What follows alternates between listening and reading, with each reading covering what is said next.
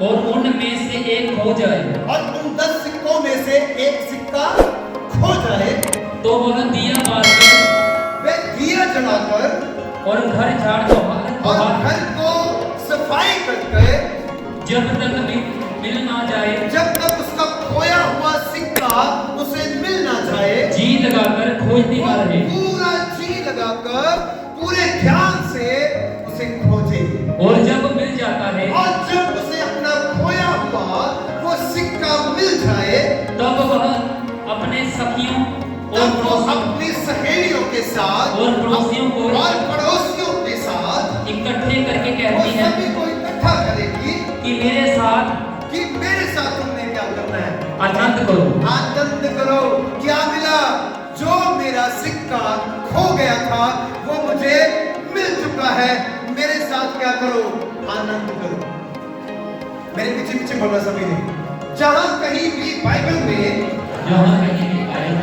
स्त्री शब्द आए, किसी का नाम ना हो, स्त्री शब्द आए, औरत शब्द आए, तो वो कलीसिया को बता रहा है, वो कलीसिया के विषय में है।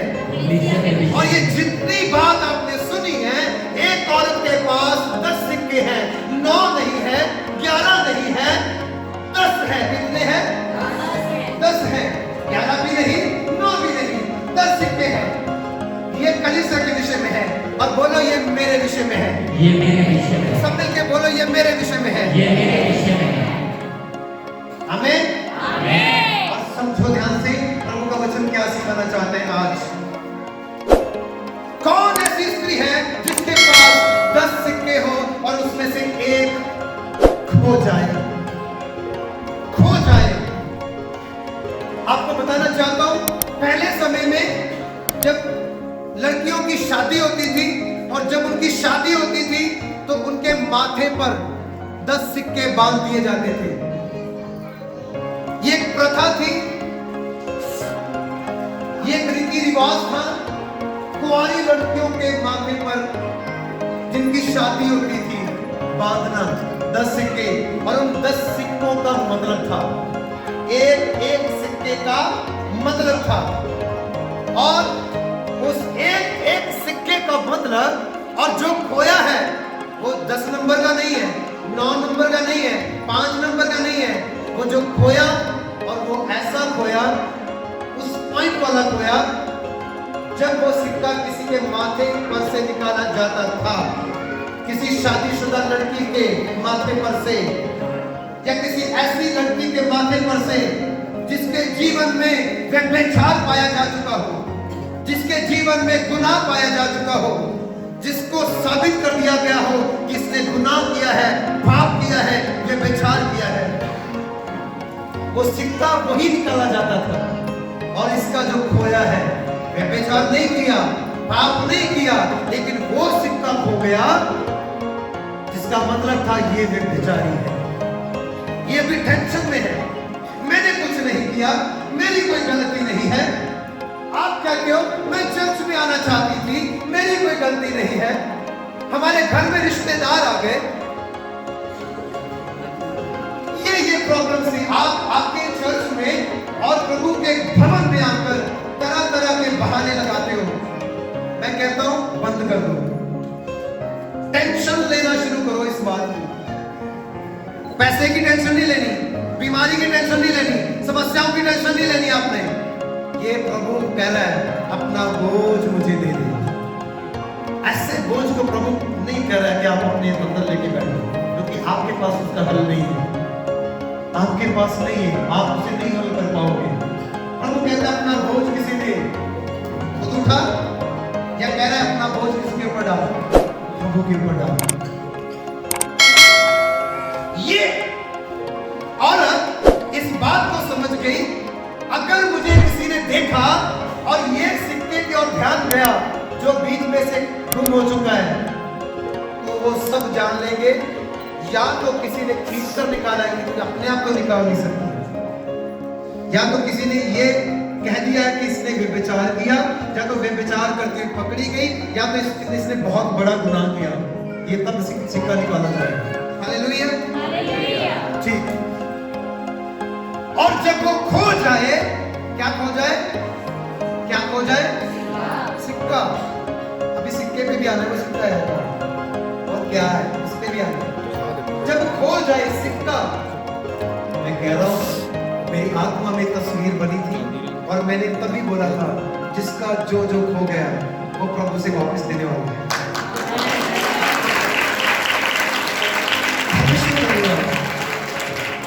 और जैसे मैंने ये बोला, वर्ड बोला, उसके तुरंत बाद आपने टेस्टिमनी सुनी, जितना सोना चोरियों से चुका था आधे से ज्यादा वापस आ चुका है। Hallelujah, hallelujah.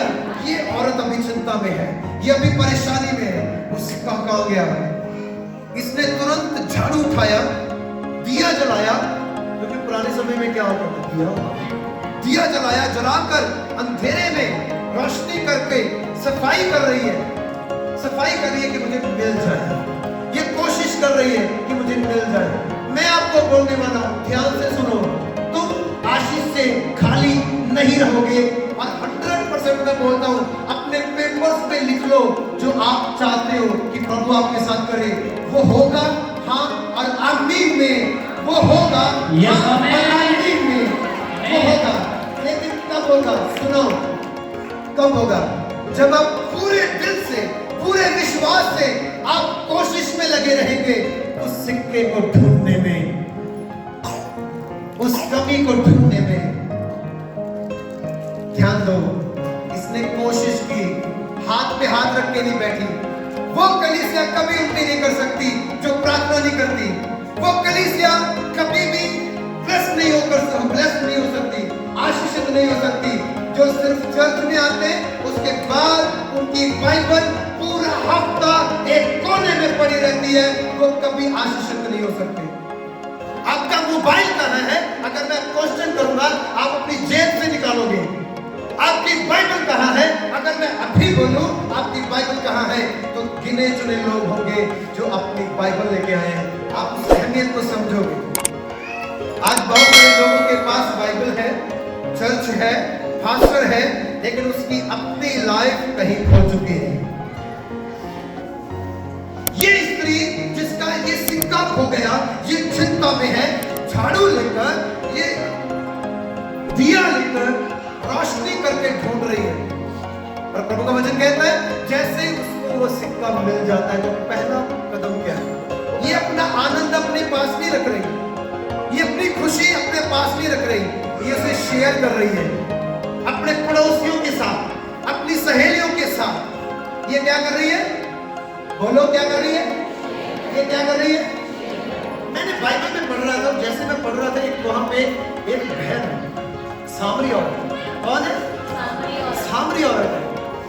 प्रभु के चेले प्रभु के पास आए और आकर कह रहे, प्रभु जी भूख लगी है। प्रभु कहता है जाकर खाने का प्रबंध करो। और पूरे गांव में, पूरे नगर में वो घूम फिर कर खाना तो इकट्ठा करके ले आए, लेकिन किसी को जाकर नहीं बताया यीशु आया तुम्हारे नगर में। किसी को नहीं बताया।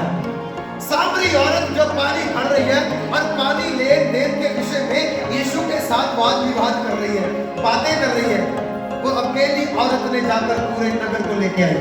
हालेलुया।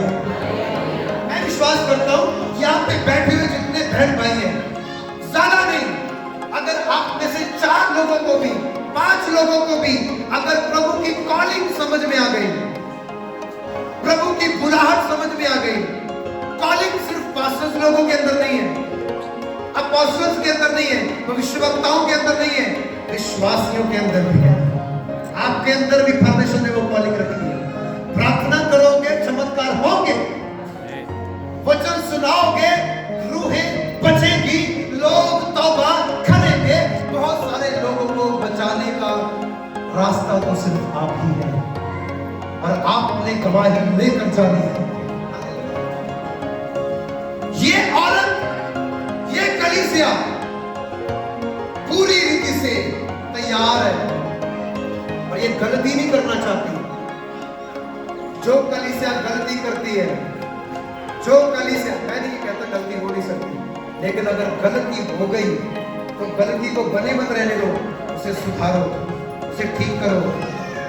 इसने बने नहीं रहने दिया, अपना हाथ ढीला नहीं किया, तुरंत दिया लिया, झाड़ू लिया, सफाई करनी शुरू कर दी और जैसे ही सिक्का मिला अपनी सहेलियों को, अपने पड़ोसियों को इकट्ठा किया और आनंद किया। क्या किया? आनंद किया। ये सिक्के में ऐसी कौन सी बात है कि एक सिक्का मिलने पर इतना बड़ा खर्चा कर दिया? सहेलियों को भी बुलाया, पड़ोसियों को भी बुलाया, कोई बड़ी बात तो नहीं थी, कोई जैकपॉट तो नहीं लगा था, कोई ट्रेजर तो नहीं मिल गया था, इनको खजाना, एक सिक्का ही था ना, बहुत इंपॉर्टेंट था। हालेलुया। इसका मतलब बहुत इंपॉर्टेंट सिक्का था। ये अहमियत रखता था उसकी लाइफ में, ये अहमियत रखता था उसकी गवाही में, ये अहमियत रखता था उसके चरित्र को आगे पेश करने के लिए। हालेलुया। उसकी लाइफ को पेश करने के लिए ये अहमियत रखता था। मेरे पीछे पीछे बोलो, समझो इसको, बोलो जहां कहीं स्त्री के शब्द आए, बाइबल में जहां कहीं औरत शब्द आए, बोलो वो कलीसिया के विषय में है, वो कलीसिया के विषय में है। बोलो 10 सिक्के, 10 हुक्म है, 10 हुक्म है, एक भी ऐसा नहीं होना चाहिए जो तुमने मानना नहीं है। बोलो सारे के सारे मान ले। और अगर तुम कहोगे कि प्रभु के हुक्म बहुत कठिन है, तो यूहन्ना की पहली पत्री पढ़ोगे 5 अध्याय उसके 3 आयत में लिखा, प्रभु के हुक्म मानना इतने कठिन नहीं है, आसान है। हालेलुया। आसान है। कब आसान है? मेरे पीछे पीछे बोलो, प्रभु की आज्ञा मानना आसान है, आसान है, क्योंकि उसे पूरा करने के लिए, जोर से बोलो, पूरा करने के लिए परमेश्वर आपको अकेला नहीं छोड़ेगा, वो अपना पवित्र आत्मा देगा ताकि वो तुम्हें चलाए, वो तुम्हें गाइड करे और वो तुम्हें पवित्र करे। Hallelujah, hallelujah, hallelujah, hallelujah.